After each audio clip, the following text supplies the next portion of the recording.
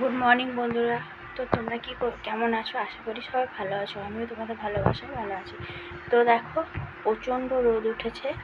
তো আমি অনেকক্ষণ উঠেছি, ছেলেকে পড়তে পাঠালাম, টিউশনি পড়তে পাঠালাম, কারণ ছেলের যে টিচার আছে ওর একটু পায়ে চোট পেয়েছে বলে আসতে পারেনি, তো সেই জন্য ও পড়তে পাঠিয়ে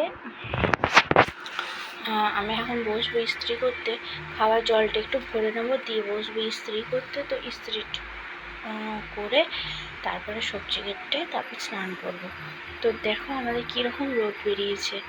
আর তোমরাও সবাই কেমন আছো, কি করছো একটু কমেন্ট করে জানিও। তো এই দুদিন আমার কোনো ব্লগ শেয়ার করিনি, কারণ ভাল লাগছিল না, সেই জন্য। আর আমার ছেলের স্কুলে ছুটি পড়ে গিয়েছে, এখনও পুরোপুরি বাড়িতে আছে। তো চলো সারাদিন বাড়িতে কি করি না করি এগুলো তোমাদের সাথে শেয়ার করবো। তো চলো, দেখলে কীরকম প্রকারের রোদ, বাপ রে বাপ, প্রচুর রোদ উঠেছে। তো বৃষ্টি হচ্ছে, রোদ উঠেছে, কিন্তু কাল থেকে কোনো বৃষ্টি হয়নি। কালকে বৃষ্টিই হয়নি, তার আগের দিন হয়েছে, কাল হয়নি। তো প্রচণ্ড রোদ আর বড়।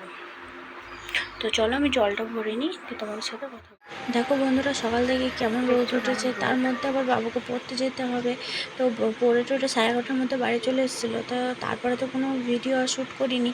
তো একদম বিকালবেলাতে রেডি হয়ে আমরা যাচ্ছিলাম ফুলতলা একটু ঘুরতে, কারণ এত গরম পড়েছে, বাড়িতে ভাল লাগছিল না। তো ছেলেকে নিয়ে একটু চলে গেলাম ফুলতলা, আর স্কুলের ছুটি পড়েছে, সেই জন্য ও বললো চলো। তো আমরা 3জন মিলে বেরিয়ে গেছিলাম ফুলতলা। আর এটা হলো ফুলতলার মাঠ।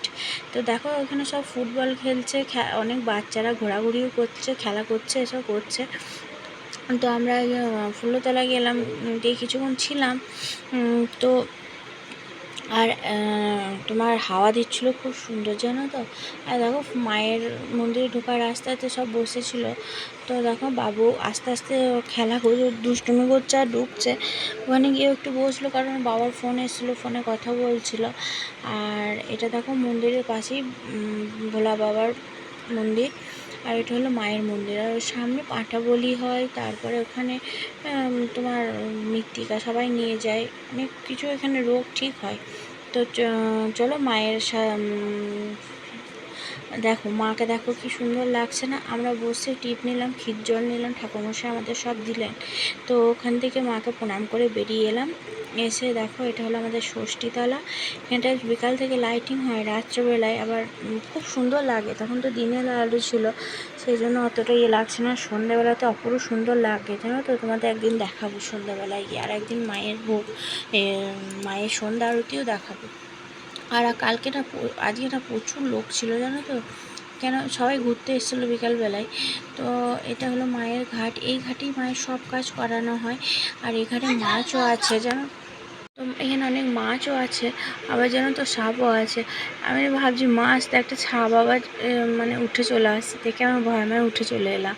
তো দেখো এখানে তোমার আমার ছেলে আর আমার বর এখানটা ঢুকলো, কী করবে না, ছবি তুলবে। এটা হলো আমাদের ষষ্ঠীতলা। তো অপরূপ সুন্দর লাগছে। আর আমার ভিডিও যদি তোমাদের ভালো লাগে তাহলে একটা লাইক কমেন্ট শেয়ার করে দিও। আর দেখো আমার ছেলেকে বলছে ছবি তোলার জন্য দাঁড়াতে, আমার ছেলে দুষ্টুমি করছে। আর এখানটা হচ্ছে আমাদের ষষ্ঠীতলা। আর এই ষষ্ঠীতলাতে আমরা জামাই ষষ্ঠী যখন হয় তখন ষষ্ঠী পুজো করাতে আসি। আর বাঁধিয়ে দিয়েছে, তো চারিপাশটা এত সুন্দর লাগছে। তো চলো আজকের মতন এই